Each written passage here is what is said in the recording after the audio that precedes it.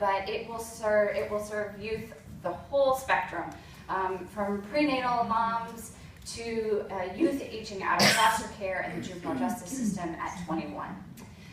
The second thing that Governor McAuliffe did that day was sign an executive order creating the Commonwealth Council on Childhood Success, and it's a mouthful. But this is a entity that will work with the Children's Cabinet and really look at youth from birth to age 8. So looking at our youngest and most vulnerable citizens. And so the Lieutenant Governor has the honor of chairing that council, and I have the joy of staffing that council. And it is really intended to bring together a wide variety of stakeholders on these issues. So unlike the Children's Cabinet that's just internal, the council includes legislators, it includes service providers, it includes community colleges and higher education institutions, some folks from the business community, some advocates, parents, runs the whole gamut. And in both of these initiatives, the administration is really trying to look comprehensively at the needs of youth and kids. So we're looking at health and well-being and mental health and the services and access to those services that kids desperately need. But we're also looking at their education, whether it's in a child care setting, it's in a preschool, or at home. And making sure that those kids are prepared to enter kindergarten and to thrive and succeed in school. Secretary Hazel likes to say that our goal for kids when they get to our elementary school doors is that they should be able to read and have teeth, and that those are the indicators. Because if they have access to health care and they have access and their parents are equipped to help with their education leading up to kindergarten, we know that we can set them up to succeed. So this group just held their first organizational meeting earlier this month. They are working on putting together some work groups. Their first report, they're a 2-year entity, but their first report to the governor is due in June.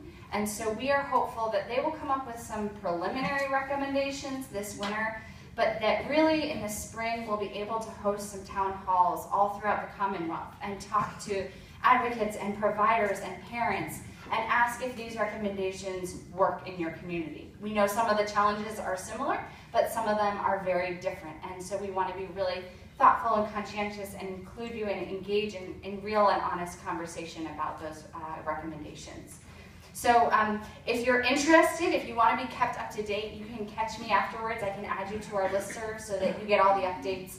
And when we start having those regional town halls, you'll know exactly where and when they are so that you can participate with us. And we would love to have you in that. So I'm being cut off. So I will end there, but I'm happy to answer questions.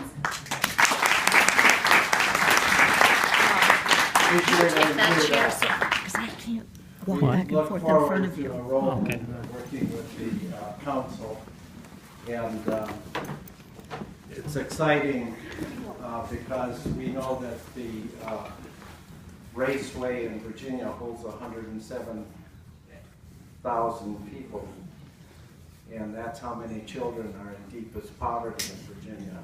And the number of children in Virginia will fill the Raceway, 107,000, it will fill the Raceway two times, 214,000 children in poverty in Virginia. So you have a big job ahead of you, Holly. I want to proceed to introduce Patrick Hope, Delegate Hope. He's a very solid friend of SALT, and he heads up the Progressive Caucus, and he's going to talk a little bit about what the caucus is up to. Yeah, I like to refer them to the caucus as Patrick's merry band of legislators, and their priorities are very much in sync with our SALT priorities, so we're delighted that you could be with us. We're not going to give you too much time. But okay. All right. Thank you. Good morning, everyone. I'm delighted to be here. I'm Patrick Hope. I want to give you an update about what's happening with the Progressive Caucus. Globally, I will say there'll be a large emphasis this year on revenue, and there always has been, but there needs to be much more. You know, we know that the cuts that we put into place, especially this budget, and seeing that we had a budget shortfall, we're not going to get to where we need to go as a society by just cutting services. we need to start thinking about bringing in revenue. And so this recent example, with the budget we came back with, we made some cuts to higher education, some cuts to localities. We rated our rainy day fund to the tune of $700 million. That's certainly not something that is something you can keep doing over and over. These need to be thought of as temporary. But once all the funding levels are adjusted for population and inflation, Virginia's investment in schools is the lowest it's been since pre-recession. And so we are going to take a look at a budget. We're probably going to come back next year and take a look at even more cuts down the road. We are about $1.5 billion a year below the level for funding for K through 12.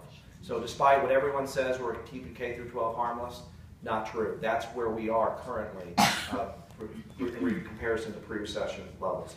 We know we can solve the problem partially with Medicaid expansion. That would bring in just for our budget about $225 million a year. That doesn't even take into account the economy and all the benefits for job creation and all that. Tax credits, there'll be a lot of emphasis on taking a look at our tax credits. We need to get rid of the tax credits to coal. You saw in the video, I mean, the promise of tax credits was going to bring in jobs. For that video, they're losing jobs out in coal country. Yachts, we need to get rid of the yacht tax credit. There's a whole lot of different things in there. And we need to take a good look at our tax structure with businesses. Virginia is a very pro-business state, but by God, businesses can start paying their fair share. There's some businesses that aren't even paying any taxes at all, and we need to take a look at who they are. So we figured out the revenue side of the transportation. We solved a very important problem a couple of years ago. It's time that we looked at this side of the ledger for education, for health and human services, for prison reform. We need to do all those things, and the Progressive Caucus will shine a light on all those issues, and we have some solutions. I want to talk briefly, very briefly, about prison reform, because that's an area of SALT. I have 1 minute, and so we'll be very quickly about this. You need to take a look at what's happening in our prisons. Not just prisons, but also jails. We're taking advantage of a lot of families that people may be calling home to their loved ones. There's a commission that we charge. It's about $3 million that goes into our general fund that we're not taxing and charging to the prisoner, the inmate. We're charging to the family, and it discourages them to communicate with loved ones. Go to Virginia Beach Sheriff. Just do a Google. Virginia Beach Sheriff website commissary or their canteen. They start marketing to families to send in money to the jails. And they're taking a lot of advantage of people. You go, I went to the CVS in DC just for one of those little individual containers of Ben & Jerry's ice cream. It's 100% markup, and that's at CVS. You probably go to Safeway or somewhere else. It's probably much cheaper. Where a lot of people are taking advantage of people in prisons. And I don't have any problem with the jails trying to bring in revenue to put more programs into the system. My problem is that we're underfunding these programs, and they're taking the money from families that tend to be poor.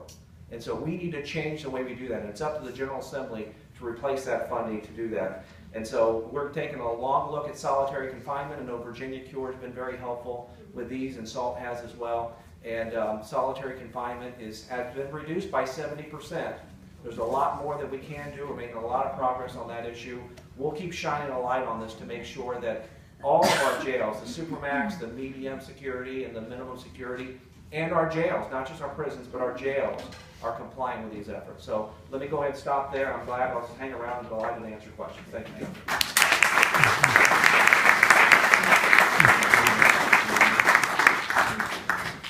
Delegate Hope is being a little modest. He also had a huge success in getting the shackling of women who are giving birth. The anti-shackling,